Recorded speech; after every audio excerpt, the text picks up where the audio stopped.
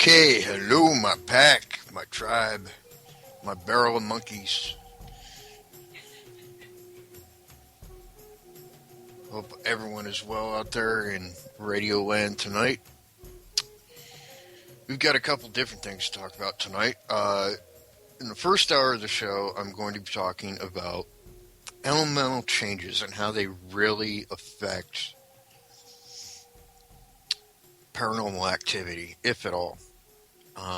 There's many theories about this, and we'll get into all that. In the second hour of the show, I'm going to be talking about something quite different. Shadow figures and shades and wraiths and things of this nature, including my own personal experiences with these entities. Uh, and I'll go into hopefully, I can't, like I've said before in the show, I can't change anybody's mind about anything. But hopefully I can maybe open people's minds a little bit. At least that's what the goal is. And a lot of the second half of the show is going to be dealing with that. So let's get right into it. One more thing real quick. It's not paranormal related, but me and Josh were just talking via Skype off air, instant messaging. And he's talking about how there was a pit bull in his backyard. And it didn't have a collar on or anything like that. And it just brought to mind to me this whole country is kind of in a sort of epidemic. And what I mean by that is a lot of your bad named breeds, such as pit bulls, Rottweilers, and the like, are being abandoned. And these people aren't just taking them to a shelter, they're just letting them go.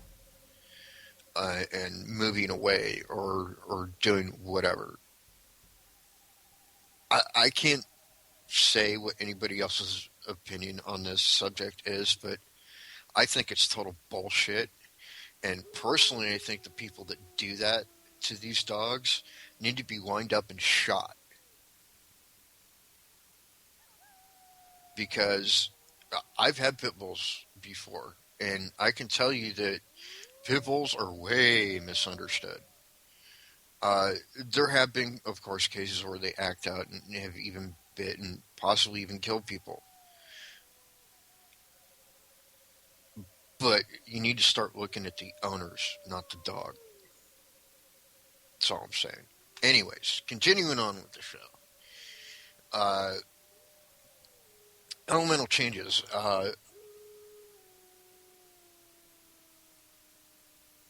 Yes, I agree, Terry Lee. She just said in chat, spay, neuter, and if you leave them behind, you're a complete asshole. I agree. Well, she said arse, but I don't care. I'm saying ass. Sue me.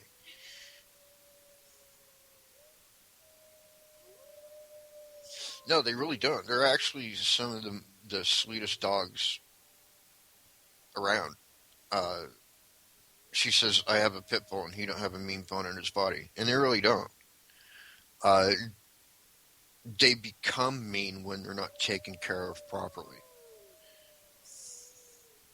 Just a statement of fact. If you don't believe me, watch like a season or two of the TV show Pit Bulls and Parolees, and you'll see what I mean. In any case, elemental changes and how they affect the paranormal. Now, everybody is going to have different opinions about this, but I can only speak from my own experience. So if anybody disagrees with me or has a different point of view, if you log into our chat room right now at tiffresearch.com, and you have a different opinion, feel free to come on here and share what your opinion is. I will be more than glad to read it on the air. Uh, yes, Terry Lee just said again in chat. Awesome show. I love Tia. I agree. Totally. She rocks. And I think she's, in my mind, she's kind of like a saint because what she does is just amazing. But anyways, getting off the Pitbull subject, because I could talk about that all night, and as great as that subject is, it's not paranormal, and why we're all here is paranormal. Anyways, going back to the elemental thing, I can only speak from my own experience, and in my own experience, yes, certain elemental changes, certain atmospheric changes can have an effect on paranormal activity, or at least they seem to. Um, the two big ones I've noticed over the years that can cause a major change is electrical storms, like thunderstorms, lightning, that whole bit. Can have a massive effect on them. And that fits in with the theory that spirits are made of electromagnetic energy and they can manipulate it. Because those kind of natural occurrences would, in fact, give them more power. Uh, that would also explain why, even inside like big buildings, they're often seen around or near big machines that put out a lot of EM. But once again, that's my theory. If anyone has a different theory, I'd be more than glad to read it on the air. So there's that one. And the other one that I found personally, believe it or not, is the moon phases, specifically the full moon. Of course, there's planetary alignment too, but we've only experienced that once, so it's hard to say. And it's going to be like really long time. I don't think I'm going to be around when it happens again, so it's really hard to say on that one. But moon phases definitely, for me, anyways. We were investigating on the last full moon at the Mansfield Fire Museum, and I got to tell you, it's always been pretty active there. I mean, we've never walked out of that place with nothing to show for it. But on that particular night, especially since I think it was like a hunter's moon, which is when the moon turns all red and it's really close to the earth, it was crazy. I mean, crazy active. It was so, we gotten things out of that place that we had never gotten before. And we've been hunting there, pretty regularly, at least every other week, for like months. So, yeah, I would definitely say moon phase is a big yes on that one for me. Another one that a lot of people claim is near either before or after big like tropical storms, or like hurricanes or tornadoes. I haven't experienced either one of those myself as an investigator, but I have had a personal experience after a tornado. Several years ago, I lived in Tulsa, Oklahoma. And I lived there for about 2-3 years, maybe. And the first night I was there, from where our apartment was, you could see this freeway like overpass. It was approximately like a quarter of a mile away. but from where our front porch was, you could see it. And uh, I'm sitting there. It was my first night there. I had just moved there, and I'm chilling out. I'm smoking a cigarette on the front porch, just enjoying the night. And all of a sudden, the sky got really dark, and this thing whips by, going across the overpass. And I'm like, wow! It was actually the first tornado I had ever seen because I lived in Montana and California previous to that, and the only thing we ever saw there was, like earthquakes and avalanches, maybe. And so my first experience with the tornado just so happens it was paranormal related, uh, because as this thing passed, I decided, well, it's probably not a good idea to stay outside. So I turn around and I grab the knob to the front door, and I open the front door, and there's this guy standing there in the doorway. And I'm like, okay. And it was weird because I knew everyone that was in the house. I didn't recognize this guy. And it didn't dawn on me. I mean, this guy was so solid that I had no idea it was a ghost. And I always see them, but to see them that solid, that is a rarity. That hardly ever happens. And so I could hear like all this destruction going on behind me, and something grabbed my attention, and I looked, and this car had been flipped off of the overpass and actually flew a pretty good distance, and then it hit and like destroyed half of the house.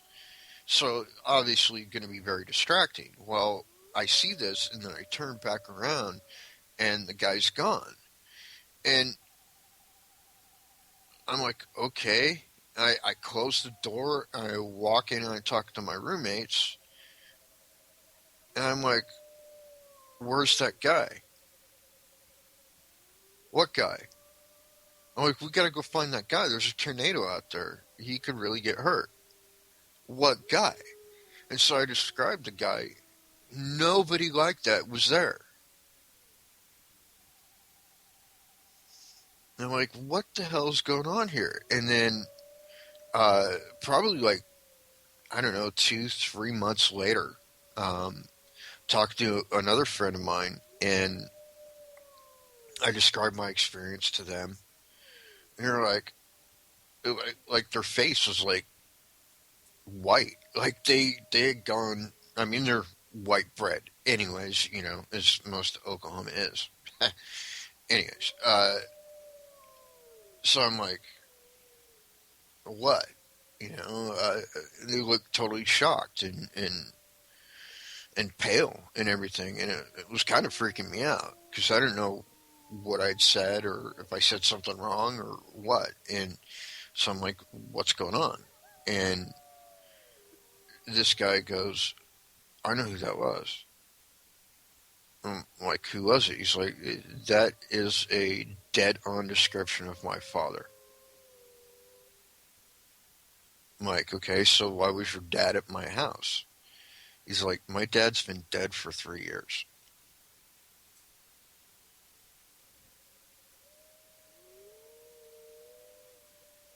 Dun dun dun. Yeah, shock of a century. I'm like, no way.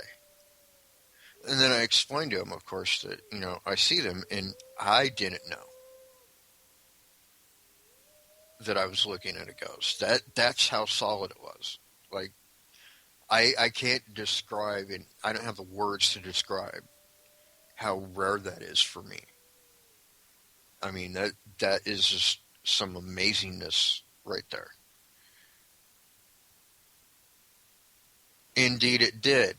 Terry Lee said, wow, I bet that blew you away. It surely did. And that was my personal experience with the tornado. Um,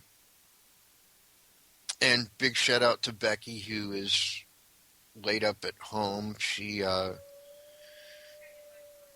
hit by a car and broke her leg.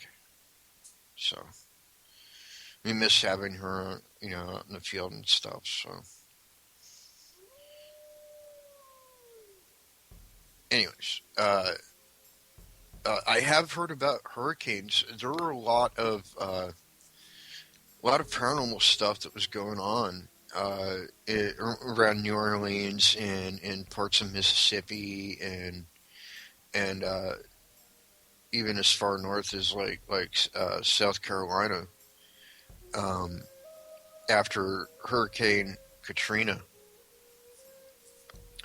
Uh, I mean, tons and tons of paranormal claims, and the groups down there, like I can never remember the name of these guys. I know who they are, but they have like one of those really long names. But they were just recently on, I believe, Paranormal Entertainment Talk Show. It's either Paranormal Entertainment Talk Show or Points of Interest. But they're from New Orleans. I think it was Points of Interest, actually. They are down there dealing with a lot of that stuff right now. And that's one of the reasons I kind of want to go down there, to be honest. I've always wanted to do some paranormal stuff in New Orleans. I lived down there for quite a while. Not New Orleans, but I lived in Baton Rouge, and which is like 45 minutes, kind of like southeast, sort of. But very similar kind of town, and I lived down there for a while. And I've lived all over the country, by the way. So you hear me reference places a lot.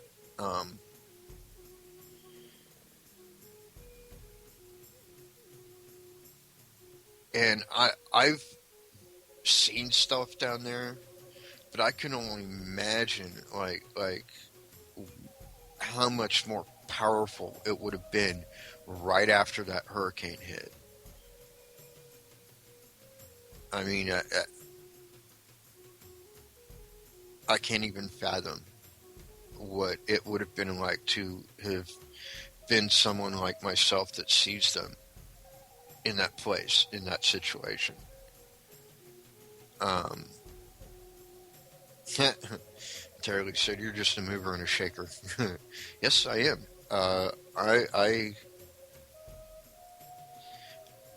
I must have gypsy blood in me too, because like I moved around pretty much most of my adult life. I've been here in this area of Ohio for what, 5 years now? 4 years now. No, it's 5 years. It's five.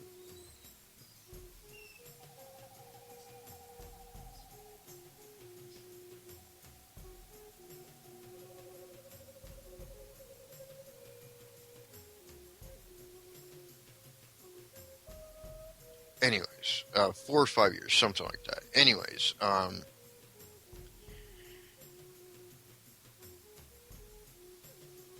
and this is probably the longest I've ever lived anywhere since I was like in my 20s. So really, I moved around a lot, and in a way, that's kind of a good thing, at least for the purposes of this show, because I've seen so much. Um, I've seen things that are kind of like these kind of urban legend type things that are only known to like a small population in one local little town in Oregon, for example.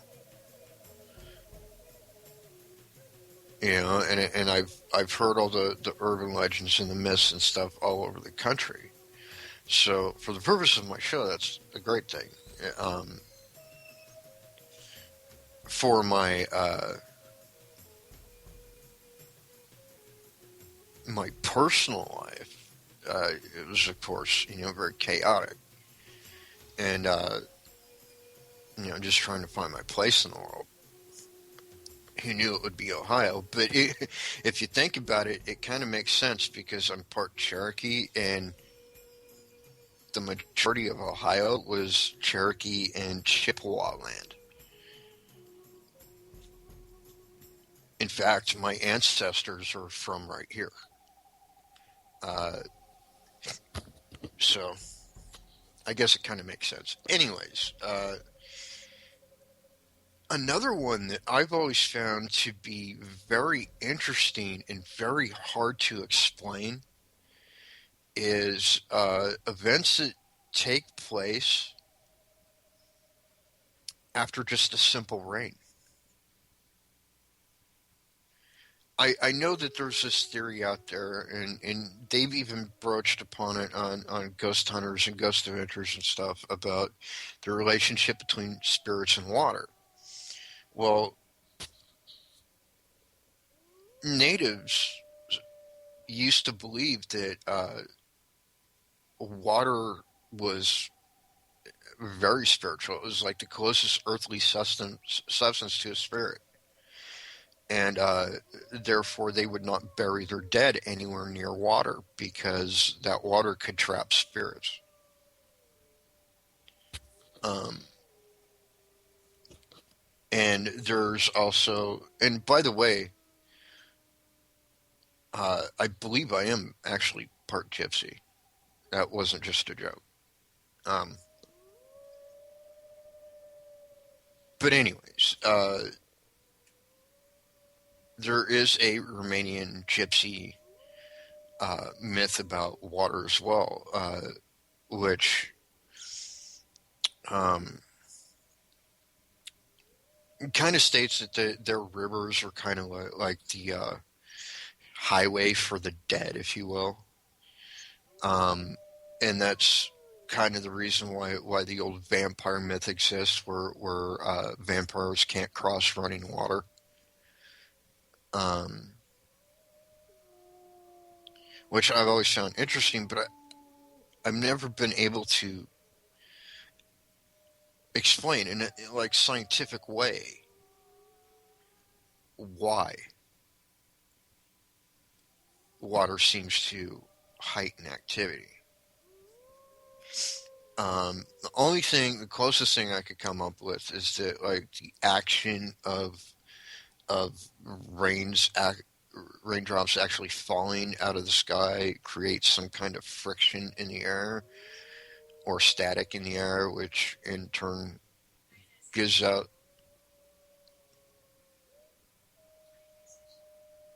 yes, as my lovely Nora said, ionization, which causes positive ions to be displaced in the air and yada yada yada.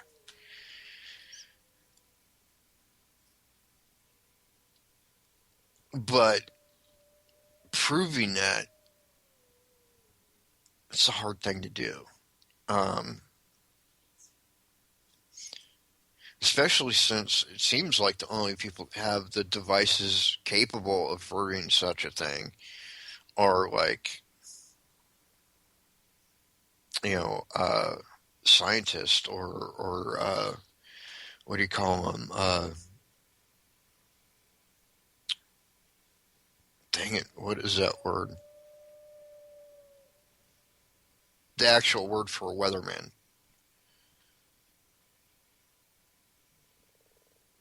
You know what I'm talking about? Whatever it's called. They're like the only ones that really have access to that kind of stuff. I mean, I guess I could technically buy meteorologists. Thank you, Terry Lee.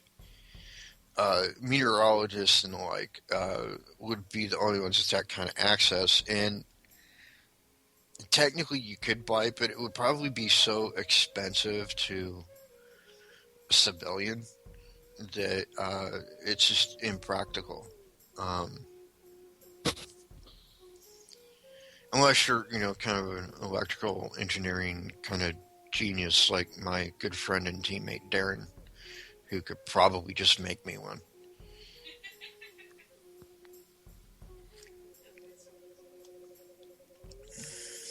But I digress.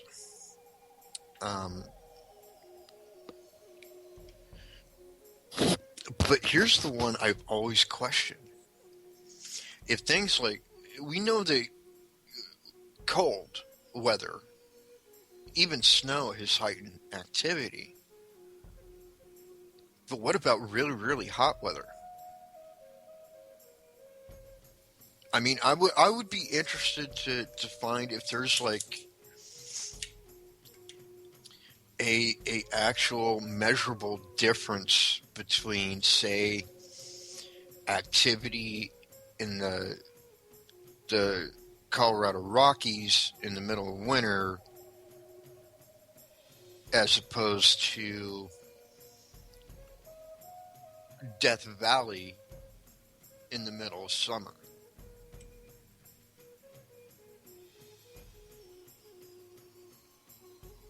Because we know that there's activity at both places. It's been recorded. But I'm just wondering if either one of those can have that effect. Either of those extremes. I'd be really interested to hear what anyone else thinks on that.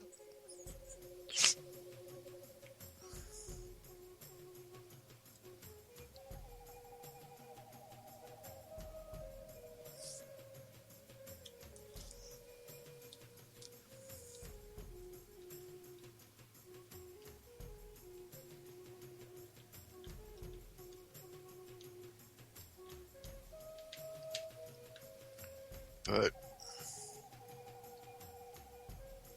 that would be interesting. I would like. Maybe that's an experiment I can run. I think I might do that somewhere. Okay, check this out. This is what I'm going to do, and I encourage anybody else to try this too. Find a location that you can investigate, pretty much regularly.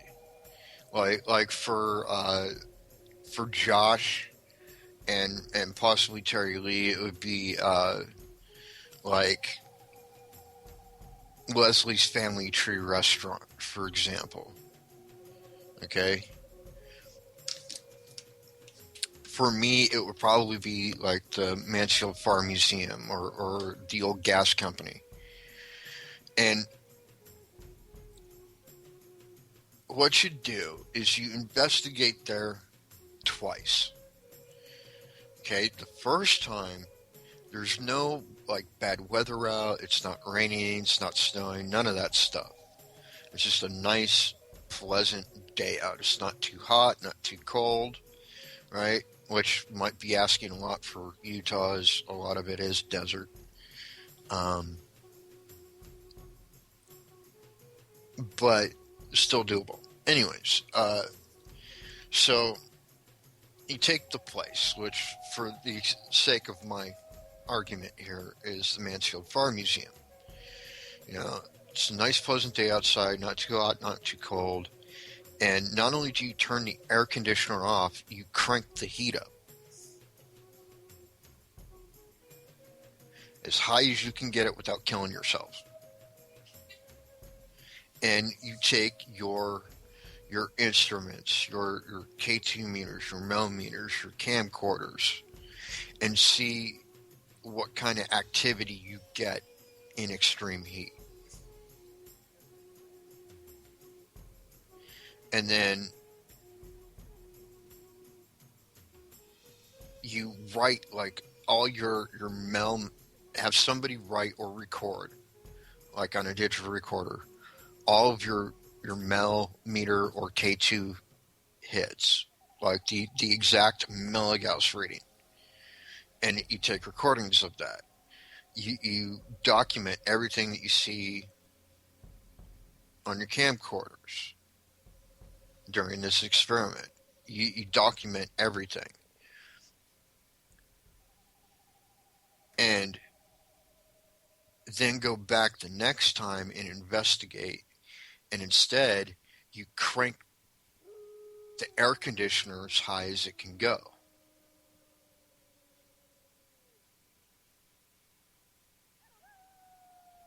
And you investigate again. You do the same thing again. You record everything and then compare the two to see which produced higher milligauss reading on the millimeter and which produced you know uh, better things that were picked up on camcorders and so on and so forth, just to see what the difference is, if any.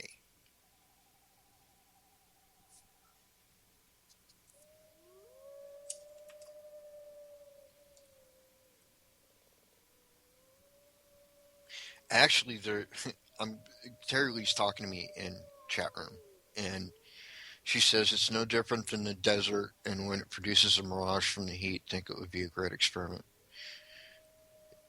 There's actually another experiment I came up with based on that. Because you know what else gives off heat waves? Aside from, the hot ground in a hot summer day? Heaters. Like your average, like 4 heater can be rigged to give off like those heat waves. Probably the easiest way to do it, believe it or not, is you take like a 4 heater, okay? Probably like one of the small ones that are kind of like square. I'm sure you know what I'm talking about. And what you do is you kind of like, brace it so that it's lying on its back, but it's like braced so that it's not directly touching the floor. And you turn it on. You max it as far as it'll go.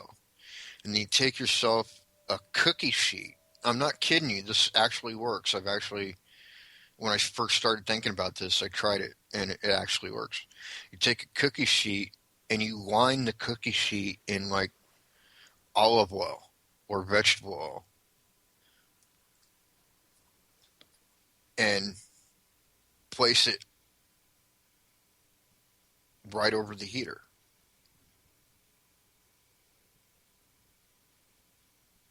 And all you do is you take a infrared, full spectrum would actually probably be better for this. And right next to this contraption you've made with the 4 heater and the cookie sheet, you place an EM pump. And you start asking a spirit, any spirit, to manifest itself, just to see if those heat waves would make it easier to actually capture what is there on film.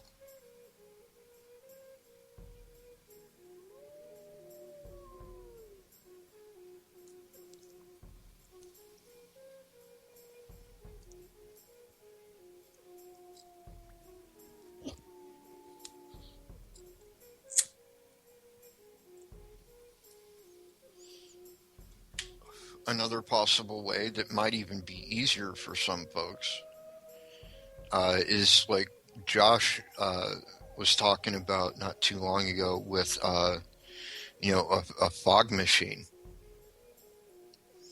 Those are actually really good, and you don't even have to get an actual fog machine. You can get the same effect from, say, a cooler full of dry ice. And just like with a fog machine, you turn fog machine on, it shoots out all the fog, it fills the space with fog, and then you have like a laser grid, you know, aimed at it, and then see if anything, disturbs this fog, and disturbs the lasers.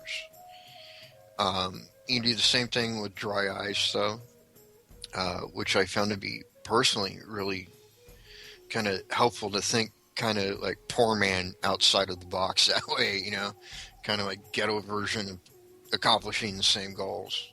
Uh, you know, uh, Dry ice is actually pretty awesome too because you can actually uh, use it if you use it on a thermal camera. uh, you actually get a pretty amazing effect if something does show up because it gives you such a contrast, for what you're actually looking at. Because you see all the cold coming off of the dry ice, but at the same time, you can, make out the shape of whatever it is.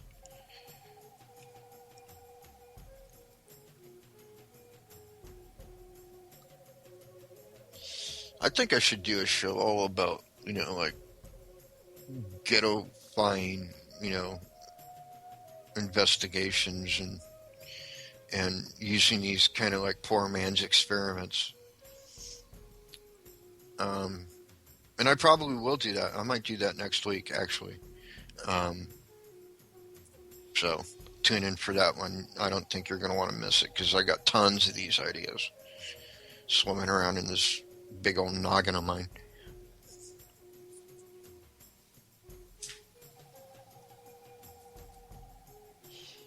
But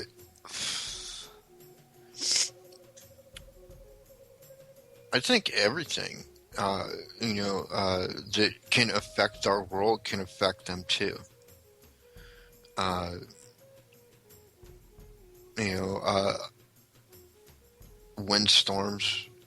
There have actually been a few reports that I found interesting out of Texas. And I don't remember the gentleman's name. This is quite a while ago, but this gentleman was on one of the other paranormal talk shows. I think it might have been Darkness Radio. And he's talking about how he was, out in the middle of this ranch, just it's supposed to be haunted, and he was actually out on the grounds, and they were having like those dust devils, and he actually saw a figure walk out of one, and that would be pretty interesting to see. And it makes me wonder if there's not a way to experiment with something like that too, because you got to understand, I'm always thinking about ways to, how should I put it, kind of manufacture, at least on a smaller scale, what Mother Nature can do. Especially things like that, because dust devils are actually easy to manufacture. All you need is like a fairly high-powered fan and like sawdust or really fine dirt or sand. Um, Especially if you can like somewhat enclose the space with like plexiglass or something.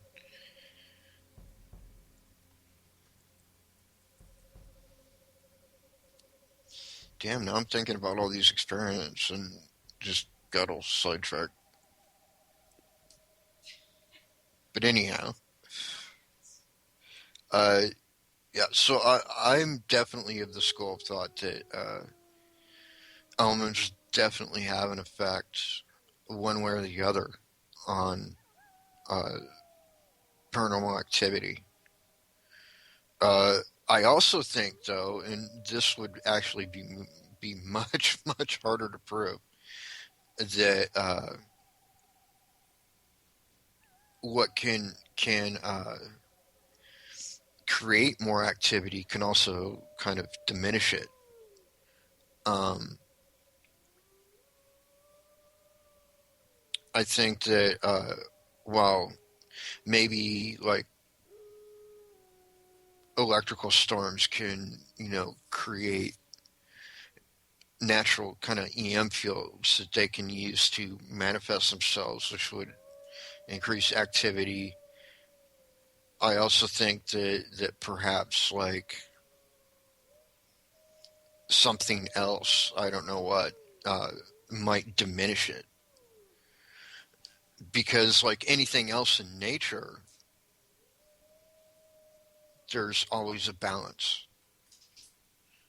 That's something that people don't understand a lot, by the way. Uh, especially when you're talking about things like wolves. I have a big love affair with wolves. I've had it my whole life. I've experienced real wolves face to face, and it was amazing to me. I know a lot of people are afraid of them, and a lot of people should be because they're afraid. Um, but I think that greatly misunderstood animal, for example, and um,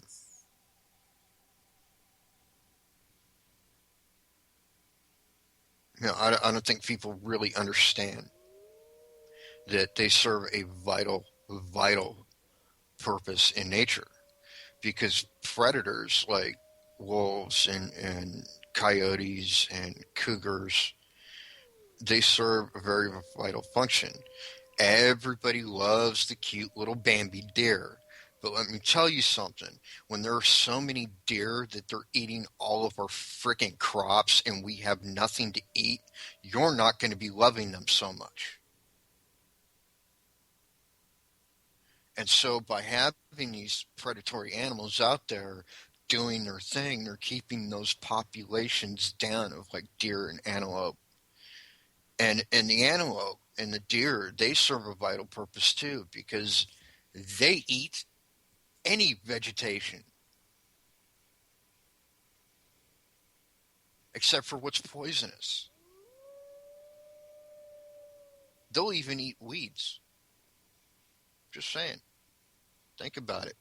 But that's a good tip if you're ever, lost in the woods. If you pay attention to what the animals eat, you know it's safe. Because they're not going to eat anything poisonous. They can smell it. So they, once again, serve a very vital function to nature. And I think these elemental changes in how they affect the paranormal world is just another part of that.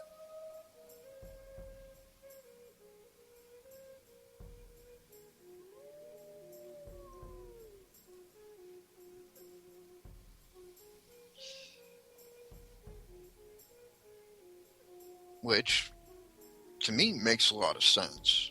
I don't know about anybody else out there in Radio Land, but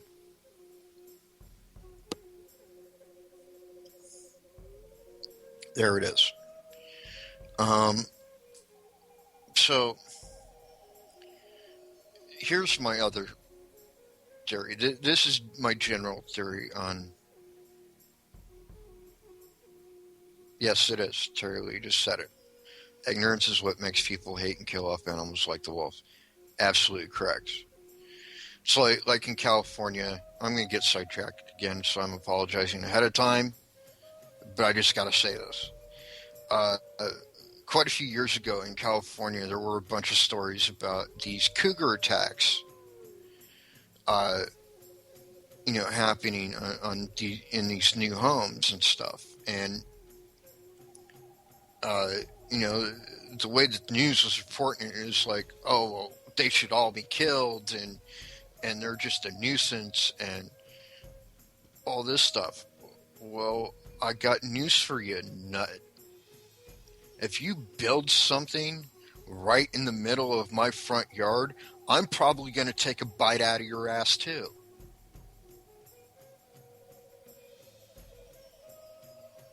That's what they don't understand is they just built all this crap in the middle of their territory. It's like somebody invading your home. I got to tell you, if somebody breaks into my house while I'm asleep in it, somebody's going to get shot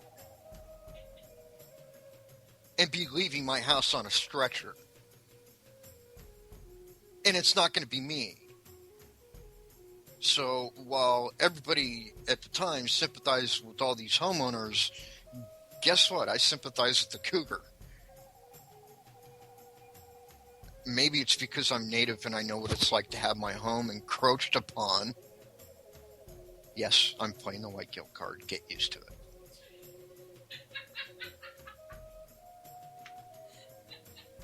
No, I'm just kidding. I love white people. Well, except for the stupid ones. Okay, let's face it. Some of you should have been swallowed at birth. That's all I'm saying. But yes, once again, Terry Lee nailed it right on the head. She said in chat, yep, we've invaded their space and we expect not to be attacked. There's something wrong with that thinking. There is. It's not logical. Hell, even the white people that originally came here, and I'm not talking about the numbnuts that had, the Thanksgiving quote-unquote feast where they actually killed 200 natives. I'm not talking about those guys. I'm talking about the early explorers, like your Lewis and Clarks and stuff, and your Davy Crockett's and Daniel Boone's and Jim Bowie's and all those guys that first were the first ones that really came west. And you got to understand something. Okay, and this is not the part that you're going to learn in any history book.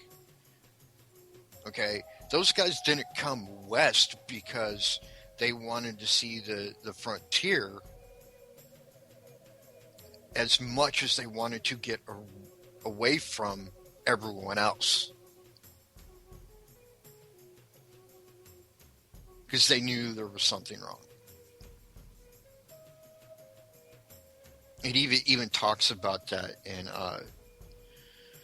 one of the Lewis and Clark journals. I don't remember if it was Lewis or Clark, but it does actually talk about that. Even Daniel Boone, who had a very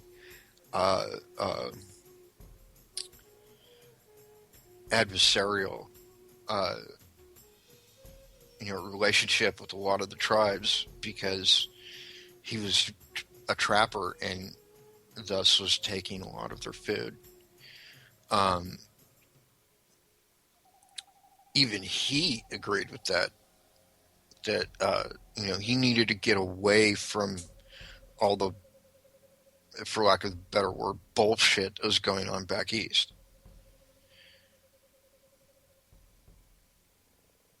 So, you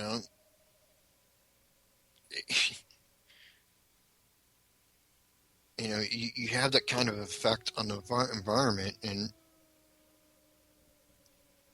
of course people are going to want to go away from these big, just filth-ridden cities and go into what at the time was paradise. Who wouldn't want to do that? I mean, it's like probably like 20 or so years ago, everybody wanted to go to Hawaii because it's paradise. I mean, yeah, there's cities there and everything, but like a lot of those islands are uninhabited, and everybody wanted to see that. Kind of the same thing. And I know it's off topic and all that, but I just had to get that off my chest. Some people get it, and some don't. And it's unfortunate that most of the ones that don't are the ones that are in power. The one percenters that are extremely wealthy and can get away with doing pretty much anything that they want to.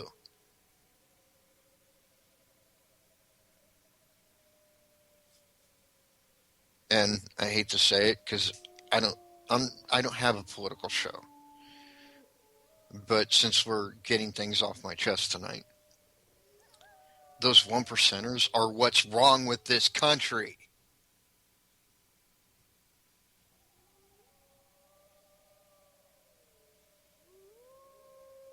And yes, there's something very wrong with this country. By the way, I'm not at all a fan of politics in general, uh, but I'm definitely not a fan of Obama. I mean, yes, it's great. He's our first black president. Great. That's great for equality. Not so great for the country.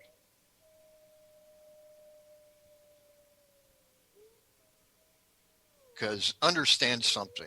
What we just went through over the past, what, several years wasn't a recession. It was the second Great Depression.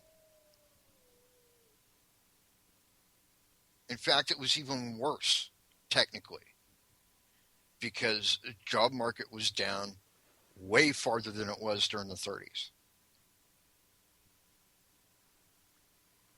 And the price of living was a hell of a lot higher. You do the math.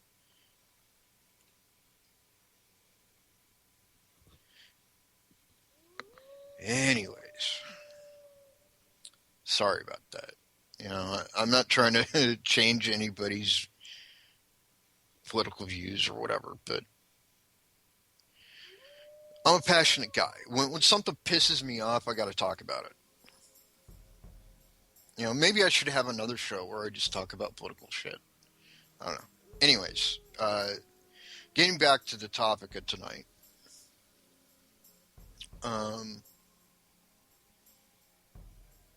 you know what? I think extreme cold would have a lot to do with it.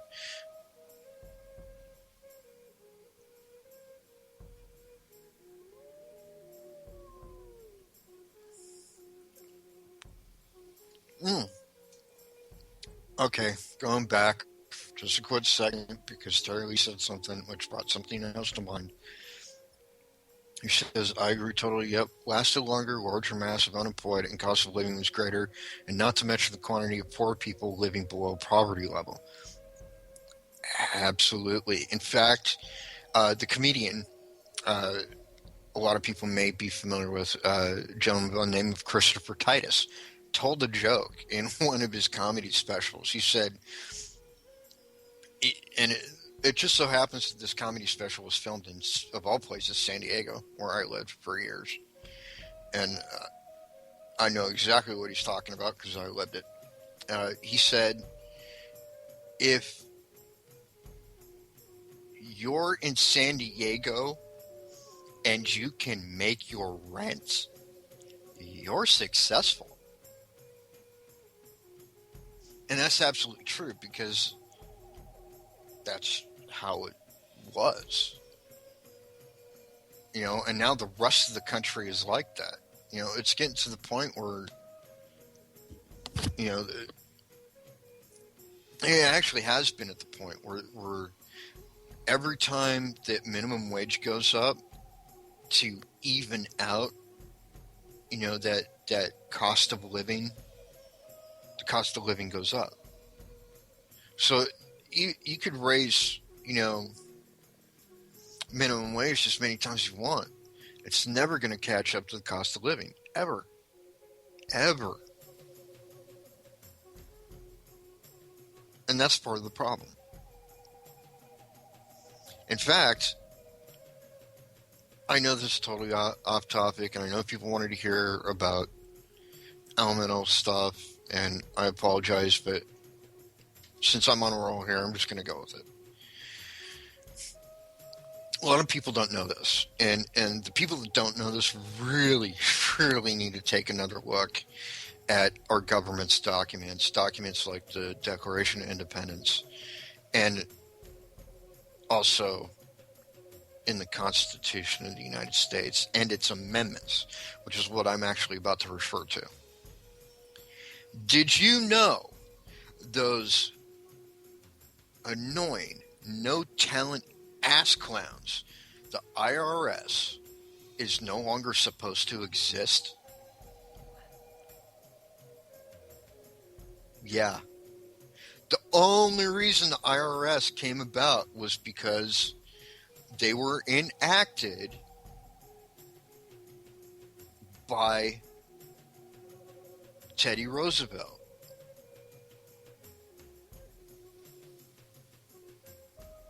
To help pay for a lot of the wars and stuff that were going on at the time. And then they went away for a while. And then they came back in the 1930s because it was supposed to help us. And then after the Great Depression was over, they were supposed to go away again. They never went away again.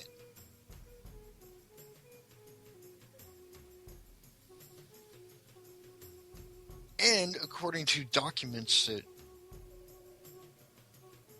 some of us heard about, I guess, I believe it was like 2010, the IRS was supposed to be officially disbanded.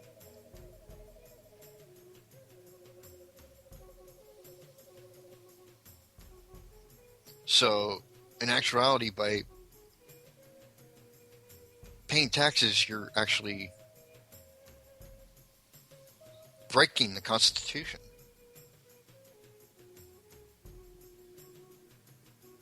And I can go into so much more detail about that.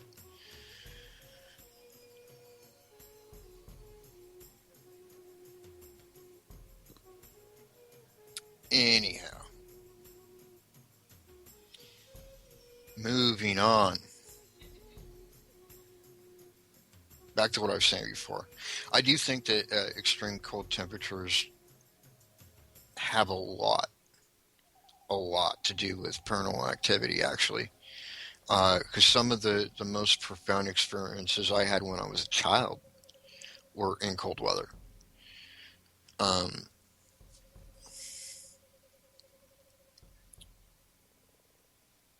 And at that age, I'm talking like 3 or 4 years old. I couldn't see them like I do now.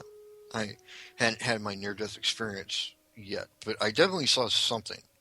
And it was in the middle of winter in the Montana Rockies. You can connect the dots there.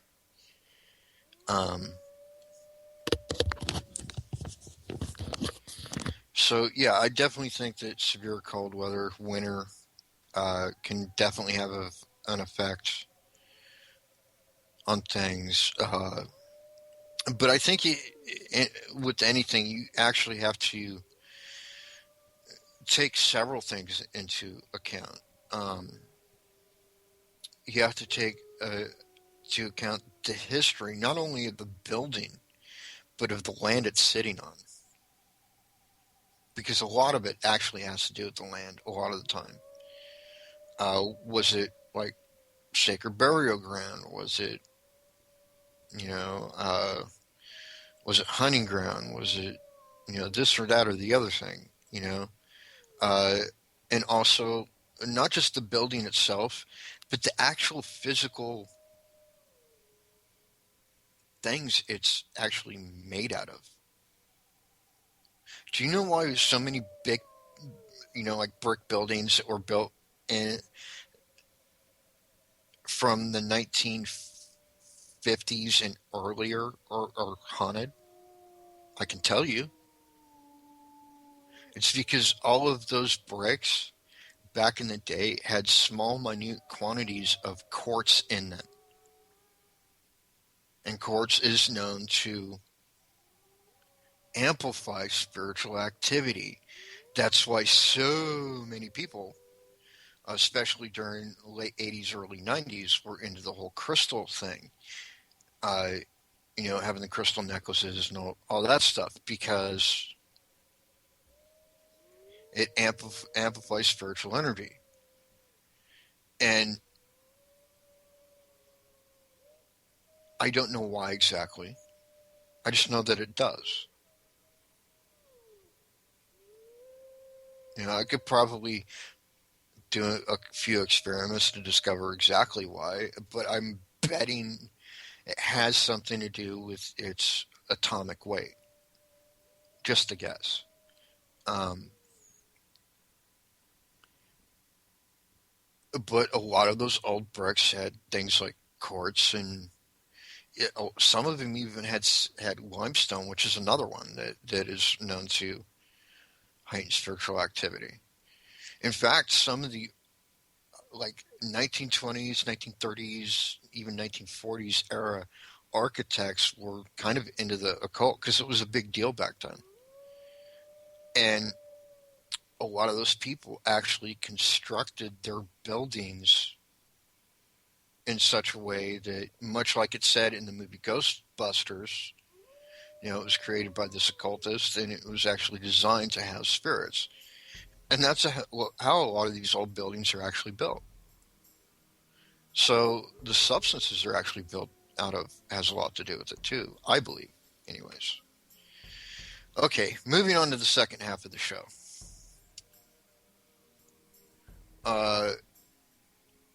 It's about shadow people, and okay,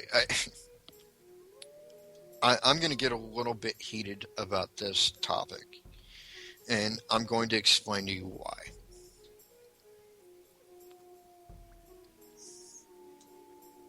I'm sick and tired, absolutely sick and tired of hearing people talk on radio shows and seeing people talk on TV shows with their experiences of shadow people, and 100% of the time they are describing them as something dark and evil. That is bullshit, people. Let me tell you something. This is what I know because it's what I've seen. And you can take my word for it or not. I don't really care. I'm just telling you my opinion. It's my show. If you want to tell your own opinion, get your own. Okay, but it's my show. So I'm going to say what I think. And here's what I think. I think shadow people are simply the same thing as an apparition. The only difference is it takes them less energy to be a shadow than a fully defined, full-bodied apparition. I know people have heard me say that before, but I'm saying it again because evidently people haven't gotten it. And I'm going to keep screaming it from the mountaintops as long as I need to before people do. And that may be never, because like I said before, I can't change anyone's mind. I can only hope to open it a little. But based on things that I've physically seen with my own eyes, shadow people were same thing as apparition you were talking to like 20 minutes before. It just takes them less energy to do it.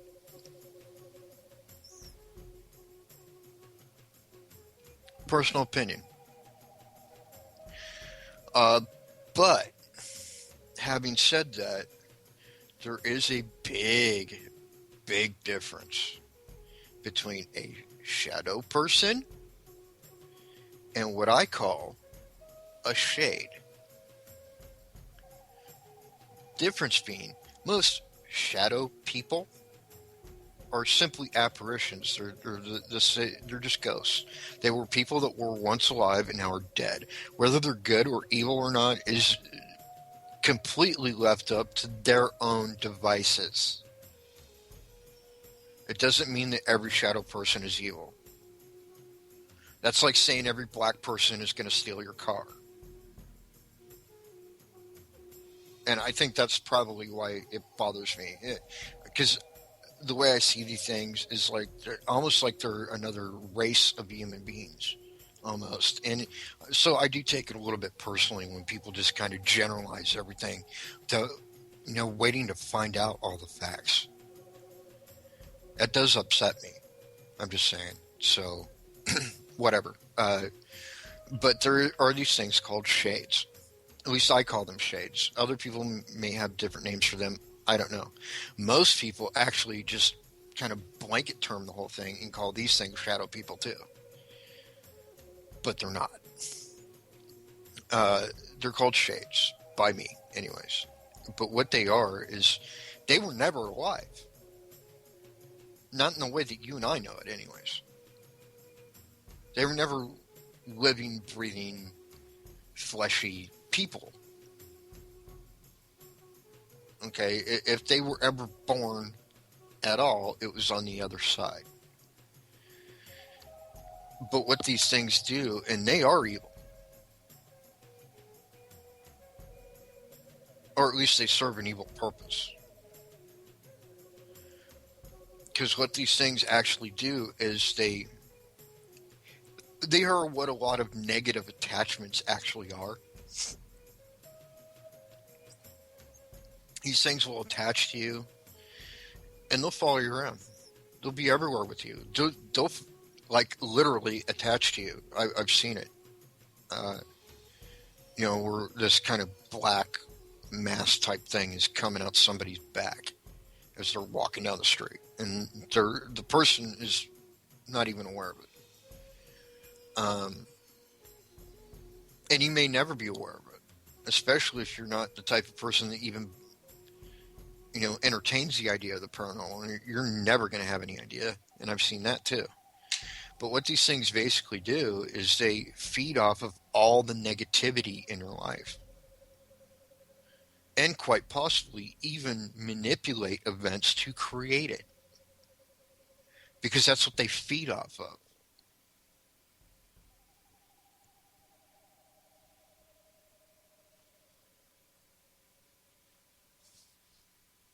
And these things are bad news because they can actually cause other problems.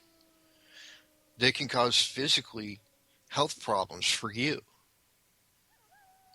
They can cause mental problems for you. If you don't believe me, tell you what, go to an insane asylum sometime. I don't mean one that's been abandoned for years that you can do a cool investigation in.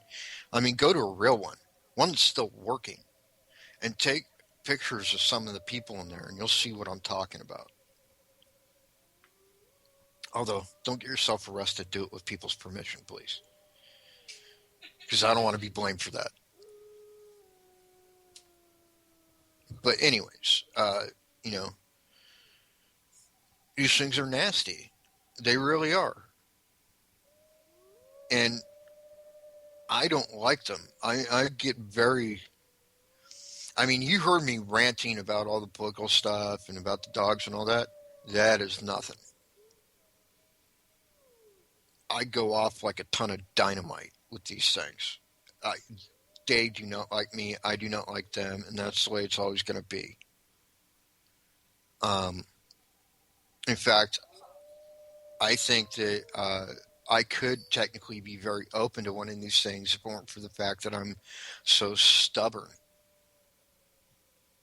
And because I'm so stubborn, I'm actually a pretty positive person, believe it or not. So they don't like me at all. In fact, they kind of run away when they see me.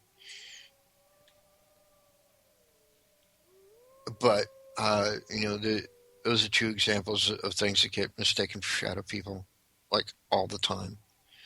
Another one I have discussed on my show before, people may know what I'm talking about, are things that I call gravelings. I don't know what else to call them. I call them gravelings because like the way that I see them is really close to what these creatures called gravelings looked like in the Showtime TV show that was on for a long time called Dead Like Me. That's kind of how they appear, except for they're not so solid. They're more wispy, like a shadow. But it's kind of that general shape. So I just call them gravelings. That plus I always see them in graveyards. Well, not always. Almost always. There have been a few occasions I've seen them in other places, which kind of blew my mind because I'm like, well, why the hell are you here? They are not evil, by the way. They're not really a threat to anyone unless you're kind of an asshole and you're dead, from what I've seen. Because what they do is they're kind of like sheepdogs for spirits on the other side. They kind of keep everyone where they're supposed to be, at any given time, and if a spirit has escaped from their path, let's say, uh,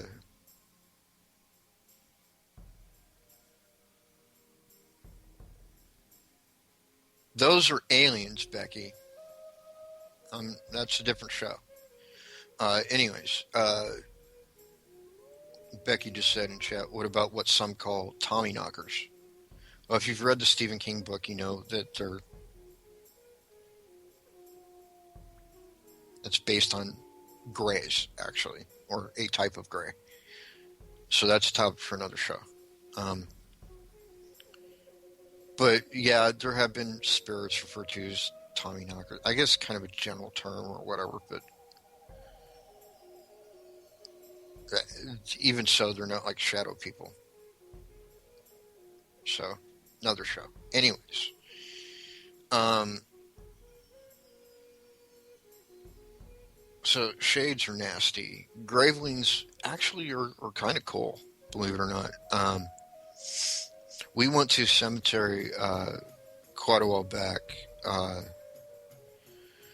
It was in Pittsburgh, or just outside of Pittsburgh, and we saw 3 of these things in the graveyard that night, and I actually caught them on camera. But it wasn't my camera. I borrowed a friend's camera, so they have all the pictures. But I'll definitely have to get those from her and, maybe post them on my website or whatever. Anyways, these things are actually really cool. They don't really bother the living at all. In fact, they kind of try and stay away from you.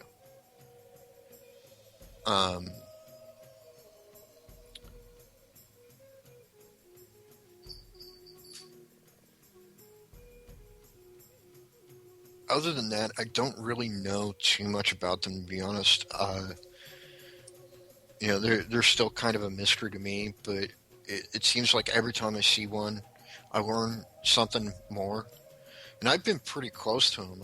I've been within, like what would appear to be touching distance. And nothing. They were fine with me. They seem to be fine with everyone else, too. So,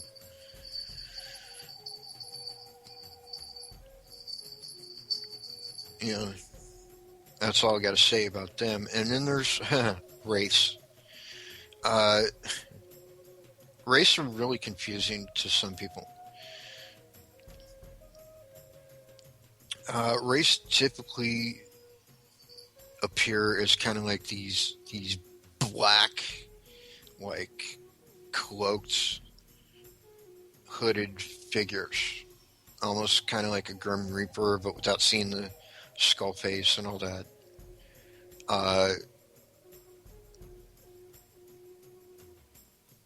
Kind of like that part in The Lord of the Rings with the shadow race.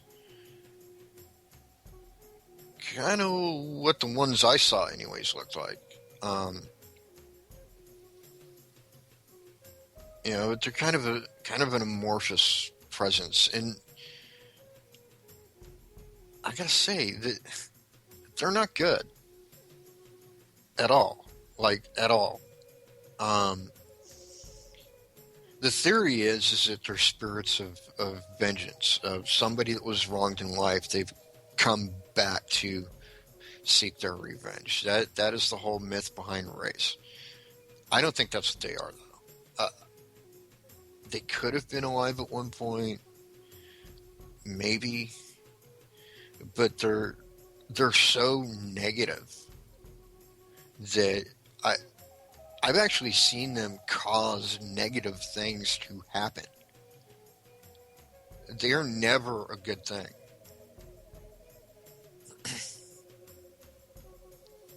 They're kind of like from what I've seen, okay? I'm just going by what I've seen. From what I've seen, they're kind of like the opposite of the Mothman. Because the Mothman, as most people are probably aware, there's only 2 theories behind the Mothman. It is either warning you of things to come, or it is actually causing them. I subscribe to the theory that it's warning you. And so Mothman shows up, it warns you about some upcoming disaster, and you can possibly avoid it. That's a good thing. These things, however, these frickin' wraiths, I hate them. I really do. I despise them. And it's not like, oh, I hate, so and so because they did something, whatever. It's not like that. I mean, like, deep down in my soul, I instinctively despise them with every fiber of my being. I feel like I need to raise arms and go to war when I see these things. Which thankfully has not been that often. But that's what I feel like when I see them. I instinctively just, it kicks in and I'm like, all right, it's on, you know? And just not good entities to have around at all. And if you ever come across one of these things, please, for the love of all that is holy, get some help. And what I mean by that is whatever you believe in. If you're native and you believe that a shaman can help you, get yourself a medicine man. If you're Catholic and you believe a priest can help you, get yourself a priest. Whatever it is, get that help.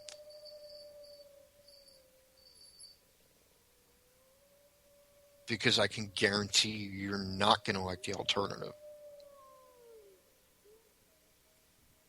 These things are dangerous.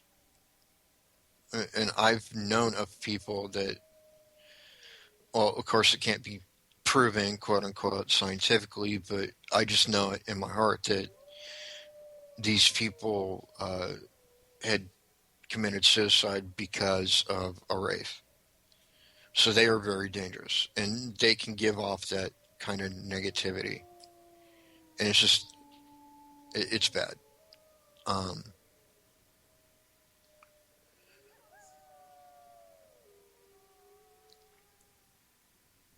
No, so,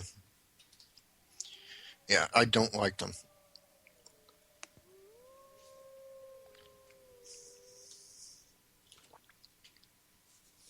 However, in my experience, yes, Terry Lee just asked me in chat, so they are conveyors of doom. Well, are you talking about race or Mothman?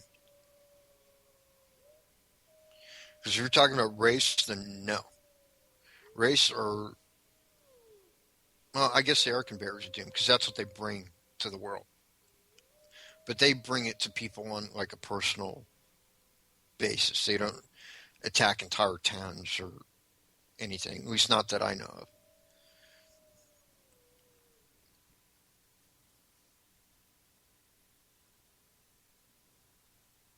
But anyways,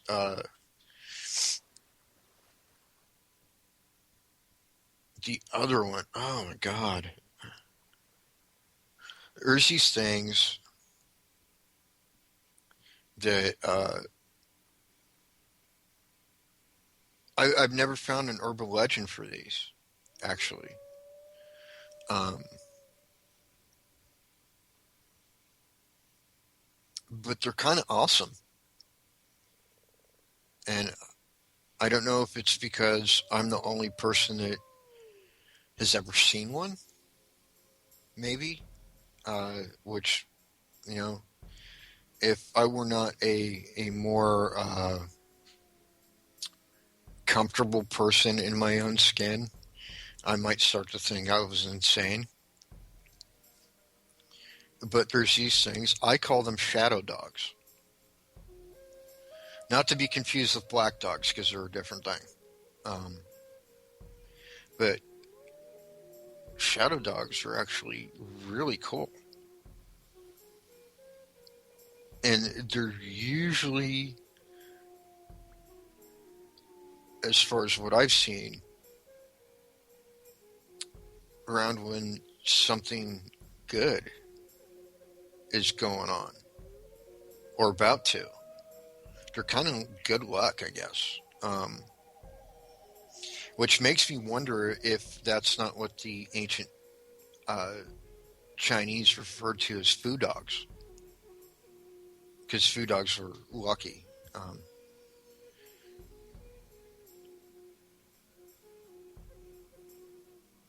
but I've always kind of wondered about that myself, and I can't speak for anyone else as if they've seen these things, but they look like a dog, but they're a shadow, literally a shadow, but not like a shadow on the ground. They're moving around, but they're so black and amorphous that you can see through them, but they run around like a dog. And every time I've ever seen one in my entire life, it's like, wow, I instantly feel better, and then I pretty much have the best day of my life.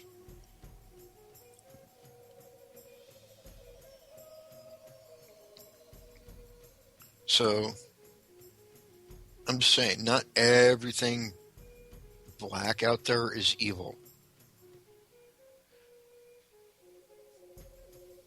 Uh, Charlie just asked a good question. Don't you think that shadow dogs are guardians? It's possible. It is possible because they always seem, but I don't know though. I think if they were guardians, I would see them more.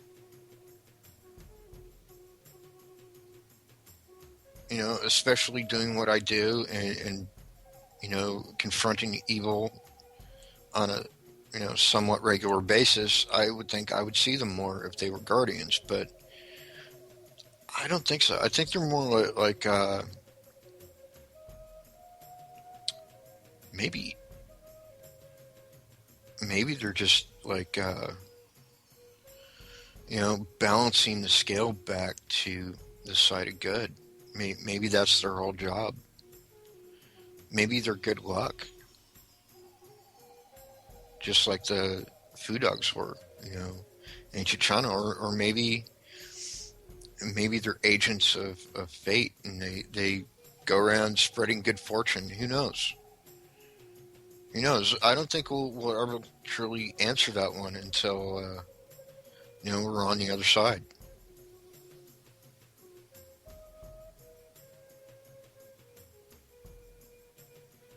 But I get so sick of like people saying, "Oh, all that stuff's dark, negative, and evil." No, it's not. It's like, oh my god, I got to tell you guys this story. So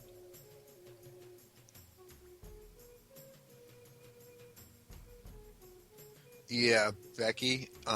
Becky just said, "I've never seen a shadow dog, but I've seen ghost dogs." As a matter of fact, I have one in my home, and I know that she does because she lives right across the street from me. And it's actually a really pretty dog, but yeah, they are totally different. If you ever saw a shadow dog, you would know exactly what I'm talking about. You just get the general idea that it's dog shaped. You don't really see any features on this thing at all. It's just kind of a big black shadow. Well, not big, like dog sized. Um, but just know if you ever see one, you're about to have a really good day. Uh, anyways, what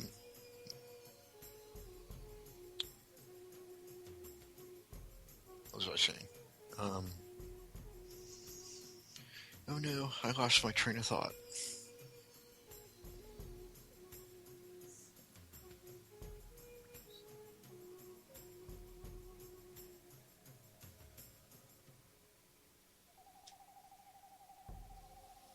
I don't remember what I was going to say now.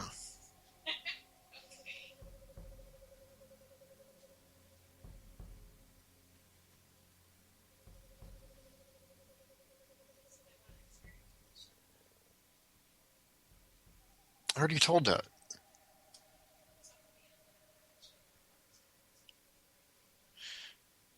Anyways,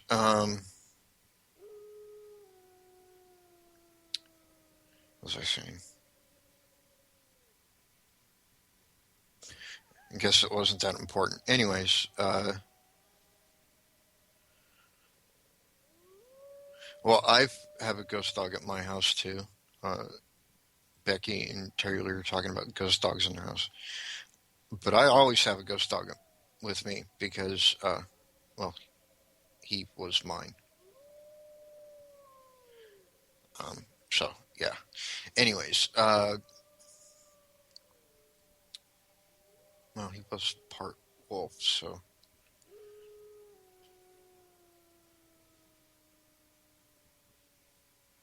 And they're extremely loyal. So I guess that makes sense. Anyways,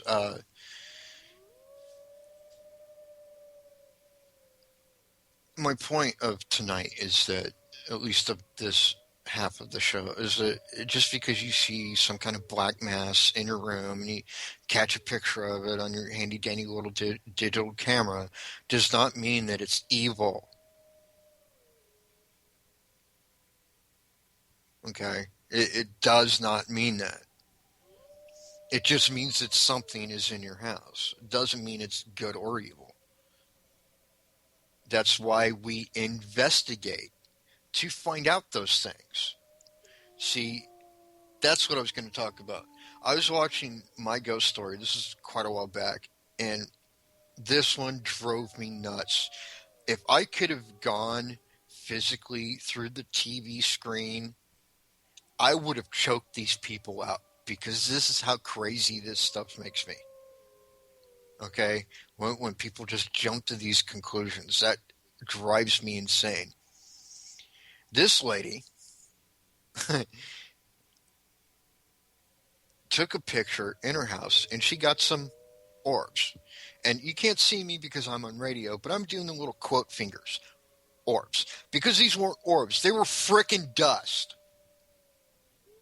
I know orbs do exist. I have seen them.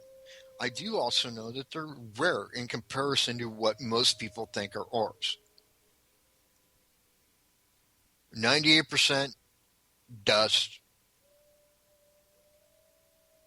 vapor molecules, so on and so forth. 2% actually something. But these people, oh my God, I wanted to choke them out. I cannot even begin to explain how much this pissed me off. So I'm sitting around watching this episode of My Ghost Story. It was this one story about this lady, and she was living in this house, and she takes a picture of quote unquote orbs, and automatically jumped to the conclusion that it must be a demon.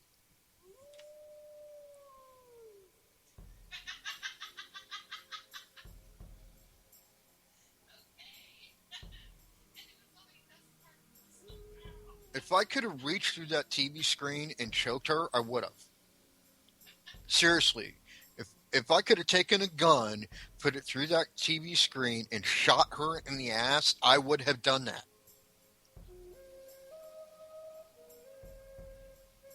I mean, I was so irked about this thing that I literally was struck speechless for several minutes. Um, okay, people. I'm not trying to say that I talk a lot, because when I'm not on the radio, I am kind of a quiet guy. But I do have a radio show for a reason. And not talking at all, that's like saying something.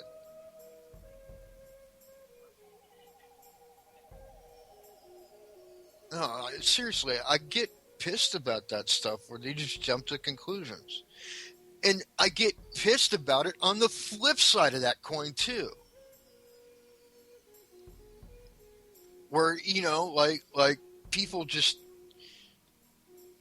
they're barely skeptics. They're almost completely close-minded, but they'll take a look at a picture and go, oh, that's nothing. That's just, whatever. It's a smudge on the lens or something.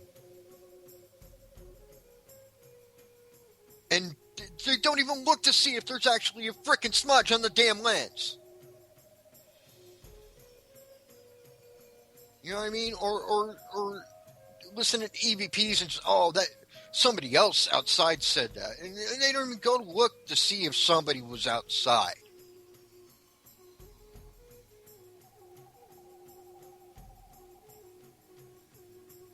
See, this is what I am talking about, people, when I say some people are idiots. In fact, some people should have been swallowed at birth. Seriously. And I'm not trying to badmouth any groups out there. Okay, maybe a few, but I'm not going to name them because I am a nice guy. But there are some groups out there that just, they have no earthly idea what the hell it is that they're doing, and they're presenting this crap as evidence, and they haven't done their due diligence. You know what I mean? Like, if I see an orb, okay, and I take a picture of an orb, and it actually is a spirit orb, not just dust or whatever, I'm going to fire off 2 more shots at least as fast as I can to prove that it's an orb. Because if it is an orb, it's going to have movement on a still camera. You're going to be able to track its movement across the room. Or if it's on a camcorder, if I see an orb go across my screen and I'm holding the camcorder, I will try and move the camcorder to follow it, to make sure it's not dust or bug or something explainable.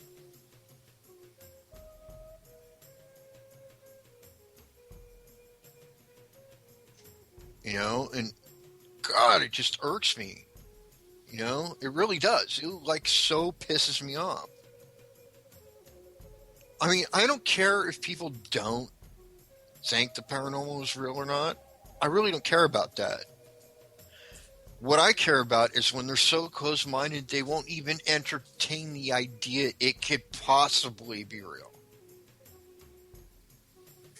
But, but, in on the same hand, they expect me to believe that a man was the son of God, got killed by some Romans, and rose out of the grave 3 days later. So basically, I have to believe their way, but they don't have to believe my way. That is horseshit. And it's time to start opening people's minds.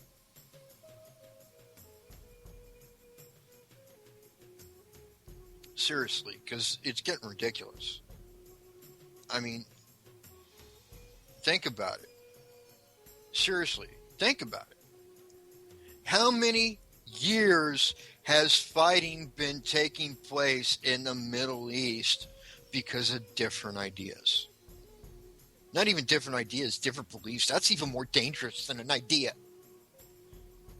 I wish Christianity wasn't such a belief. I wish it was an idea, because then maybe they would accept other ideas. You know, and I'm not trying to badmouth Christianity either, but they do make a good example. You know, it does go for anything. You know, Hindus. There's a lot of hardcore Hindus that will absolutely refuse to break away from traditions that are just, well, quite frankly, stupid.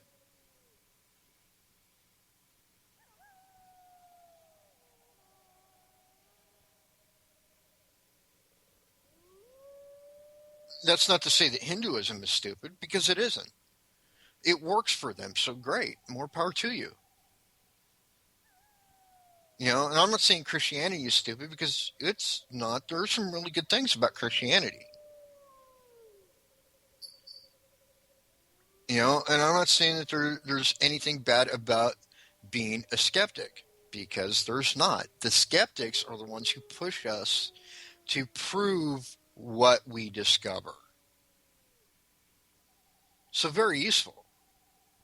But what I do have a problem with is closed-minded people. What I do have a problem with is idiots that look at a speck of dust on a freaking camera and think it's an orb, and actually submit it as evidence, so that every paranormal investigator that's been doing this for more than a minute will take a look at this damn thing and go, oh, that's just dust. So you don't understand what that does. Everything we do reflects on the whole rest of the paranormal community.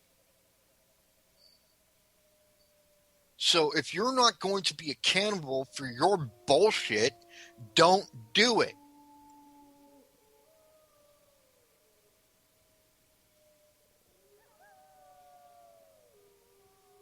By the way, big shout out to Eva, who just came in. Nice to see you, girly.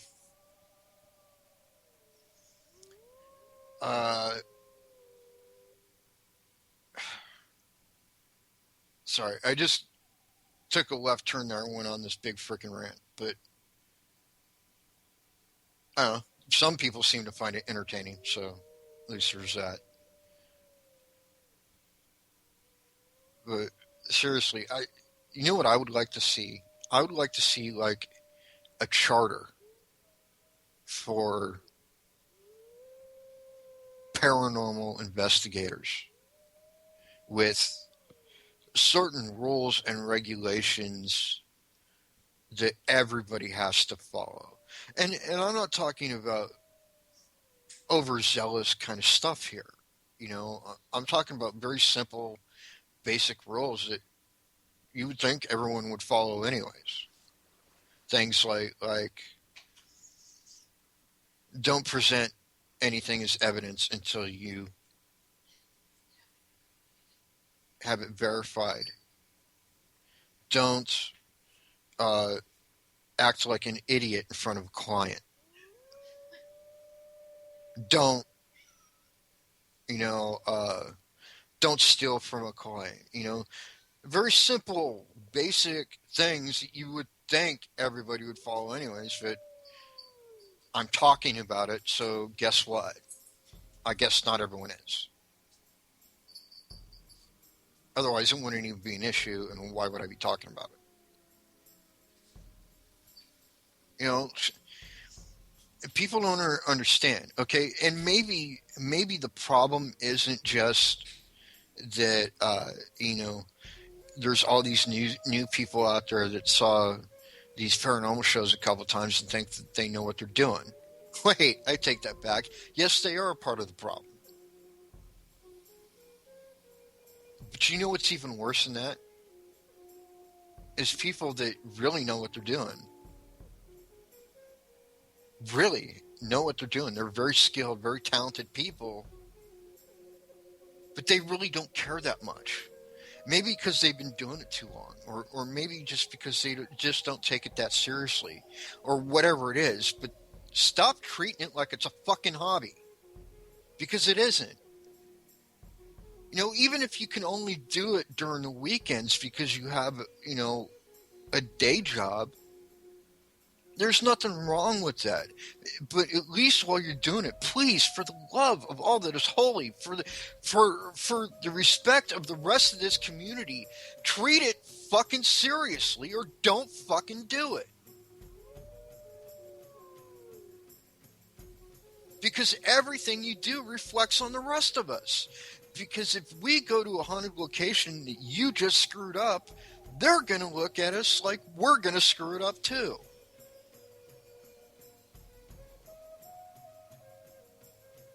And it's not anything extravagant I'm asking for. It's common fucking sense.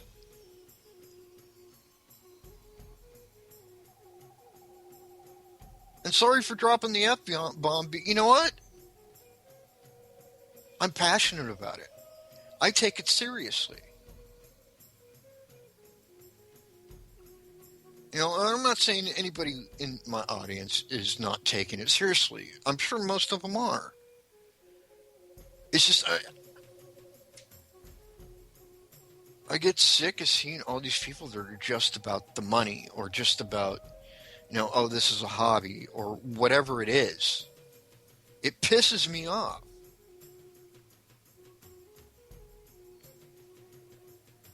And I think that's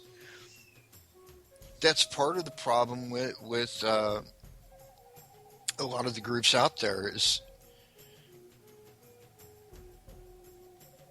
they think that they can be Zach Bagans or Jason Hawes. What they don't understand is they've been doing it for quite a while.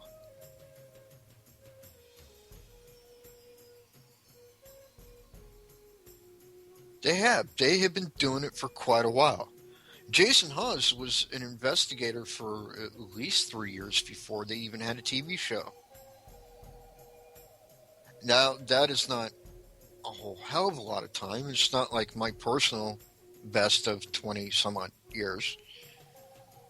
But it's good. And obviously he knows what he's doing.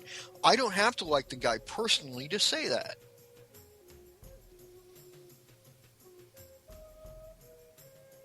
I'm not saying I don't like him. I don't know the man.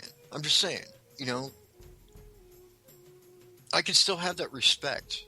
And that's the fucking problem. And part of it is because of how people raise their kids. Respect isn't taught anymore. And it hasn't been for quite some time. So now these idiots are growing up and becoming, guess what? Quote unquote, paranormal investigators. And they don't have respect for anybody. They're definitely not having respect for themselves. Why should they have respect for the client?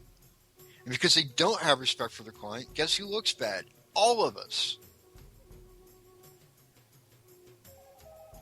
So I invite all of you out there in Radio Land to pressure these people to start acting professionally or to get the hell out.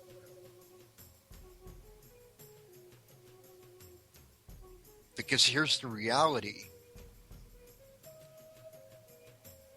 Those of us that respect this field, this profession, as I like to call it, which it really isn't, by the way. Paranormal investigating is not a profession because it is not a recognized profession. A profession being like a doctor, a lawyer, whatever. Even a welder, you have to be certified to do that. Any idiot can just call themselves a paranormal investigator, unfortunately. Even though everybody, new and old, no matter how long you've been doing it, I hope to God you fucking realize this. And if you don't ever come to a paranormal convention to meet me. I'm promising you, if you don't have the respect, you're not going to like it.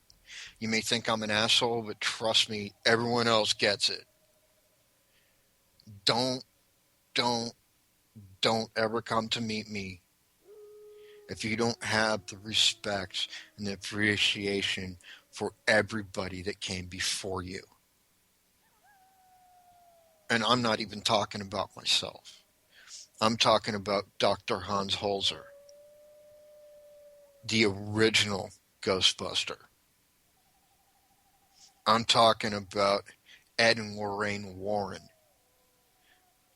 who not only were innovators in how they investigated, they actually created a lot of the early versions of equipment we use today, like motion cameras. People like Bill Chappell and Gary Galka, who've invented almost every modern day version of stuff that paranormal investigators use all over the world today. They built it. You better have appreciation for this field or get the hell out of it.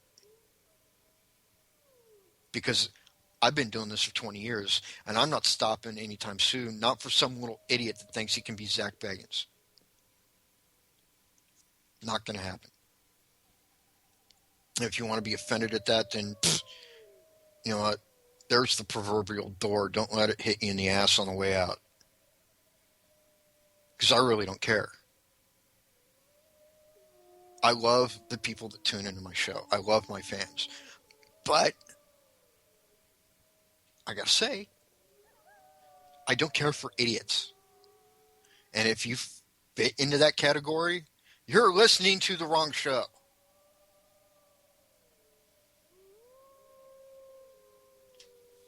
Okay. Sorry about the rant, people, but you know how it is. You think about these things or you see these things and they just build up and you just want to choke the ever living gobstomper out of somebody.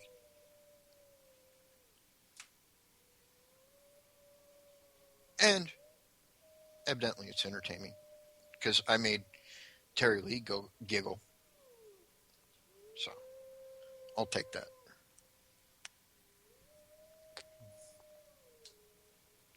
And I do try and be entertaining. But yeah, these things do upset me. You know, they do. And it's not just new people. You know, I have an appreciation for new people too. I have a very new person pretty much on my team in Becky. Becky's only been doing this for like 3-4 months, I think, something like that. And she's a hell of an investigator because she strives to learn. She doesn't just think that she knows what she's doing. And that's the difference. More people need to be like her. If you're going to get into this field, you need to be like that. You need to want to learn, not just think that you know everything. And that's the problem. A lot of the people that get into this field are thinking like, you know, teenagers. They think that they know it all, and they don't. And it just makes you want to smash them in the face repeatedly with their own equipment. And yeah, maybe I sound violent, whatever, you know. That's just how I express myself. So I'm just saying right now, if I'm ever at a paranormal convention or something and somebody sees me beating somebody's brains out with their own camcorder, please stop me.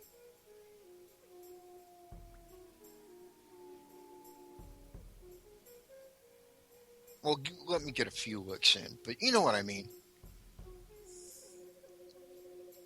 Serious. It's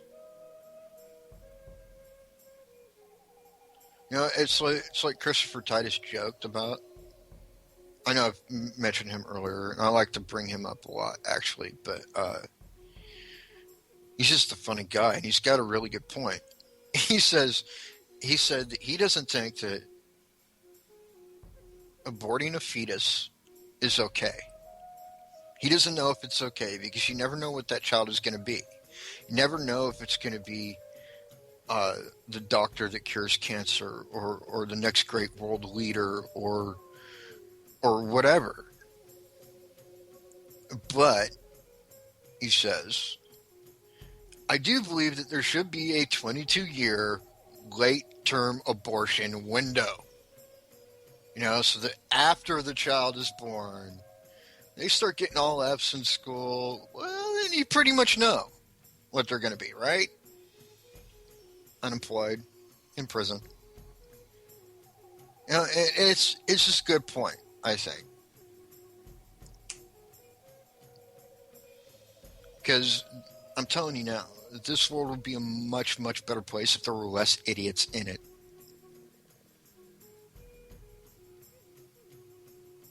Anybody can tell me I'm wrong, but I don't think that I am.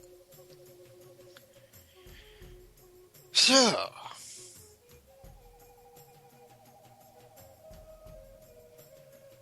here's one thing I do want to talk about. I was actually very, very, very, very, very impressed with the last episode of Ghost Adventures. And I know this is kind of Kevin's deal. He does a paranormal entertainment talk show, but I'm a Ghost Adventures guy. And so I want to talk about this a little bit. They went for their 100th episode to the Exorcist house. And the story behind this is actually very fascinating. It's not like the movie, by the way. First of all, the actual exorcist that took place in this house wasn't a girl. It was actually a boy. And he was actually younger than the character in the movie. So there's that. Um, and there are a bunch of details in the actual exorcism that also didn't take place in the movie, and so on and so forth.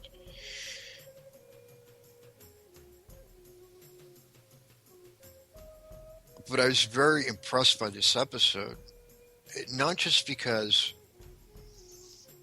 they did the Exorcist house, which to me would be pretty cool all on its own. Um, but what really impressed me about this episode is they were not jumping to the conclusion that what they were dealing with was demonic. I think that I've been a fan of Ghost Adventures pretty much the entire time it's been on, including their first documentary, which, let's face it, Zach in that documentary was kind of an ass. But I still liked it because I could tell that they were learning, you know? Uh, but here we are 8 years later, and it's like these guys are finally really stepping into their own. And what I mean by that is, of course, they've had a lot of success. They've been on TV. I'm not talking about that. I'm leaving the TV stuff aside. What I'm talking about is in the way that they investigate. They didn't jump to the conclusion, oh, well, it's a demon, obviously, because it's the Exorcist. They didn't do that. 6, 7 seasons ago, they may have done that, but they didn't do that. And I'm just blown away by it. Like it's like finally, you know, they're there. You know, and it's like over the past 8 seasons, I've got to watch these guys grow into some actual kick-ass investigators, not just kick-ass because they're on TV. That was my take, anyways. I just wanted to talk about that real quick. Um, and not to steal Kevin's thunder because he's got a really cool show too. He gets guests that I wish I could get on my show. You know, only guests I've ever really had were my buddy from Big Bird Audio who invented the Spirit Box app, and Danny, and Terry Lee and Josh. And they're great. Don't get me wrong; they're fantastic guests. But you know, I would love to interview somebody like Kevin from Deep South Paranormal, or you know, like you know, a long time investigator like Ghostface Paranormal, even, you know, or whatever. I think you get my point. You know, I would love to talk to these guys. I would love to talk to somebody like Chris Fleming on my show.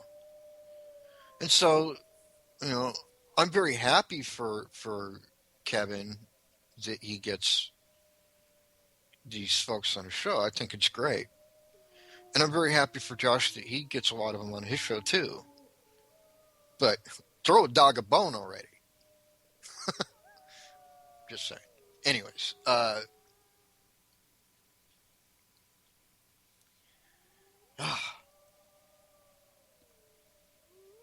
a show, huh?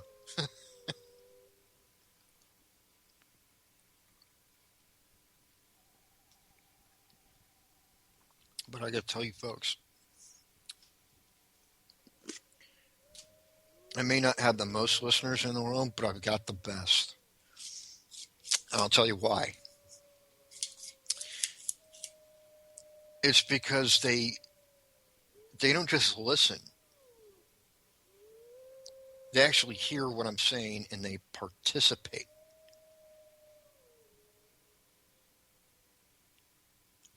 I don't know of any other paranormal talk shows that do that really, except for maybe Darkness Radio.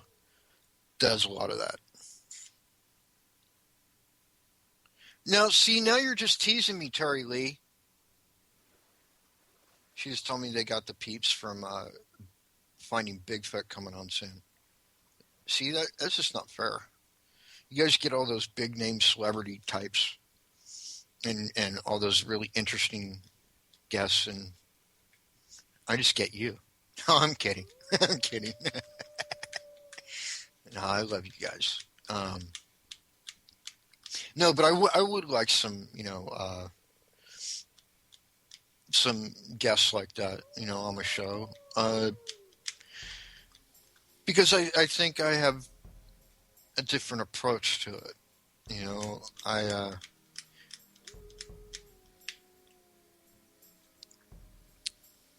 I have different questions that I would ask and different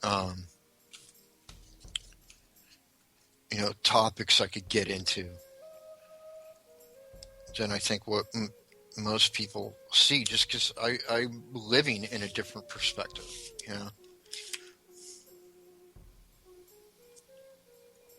But yeah, I would definitely like that. I'd actually, who I'd really like to, she kind of teasing me on chat. She says, laughing my ass off, well, I can send them your way. That would be great. But who I'd really like to interview is like the guys from Deep South Paranormal, Kevin or any of them really. That would be just awesomeness rolled up in awesomeness, dipped in awesomeness sauce. Because they're fun, Not that you and Josh aren't fun, of course you are, but they're fun in the people hear, oh, well, Deep South Paranormal's going to be on there, and they jump on, So, I don't know. Anyways, I got about a minute left.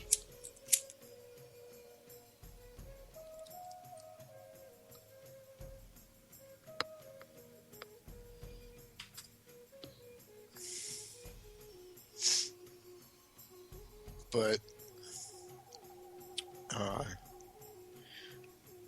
yeah, I'm a very passionate dude when it comes to the paranormal field. In case you didn't get that from tonight's show,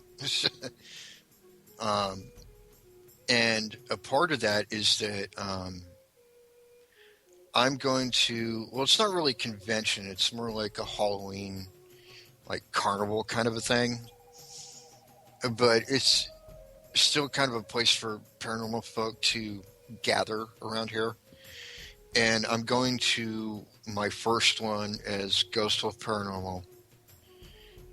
And I'm very excited about that. That's going to be on Saturday. And Friday night this week, we have, as Ghost of Paranormal, our first official investigation of Alexander Commons, which I'm going to be telling you all about on the next episode of Howling After Dark. And that is my time, folks. I love you, my pack, my friends, my barrel of monkeys. Till next week, peace out.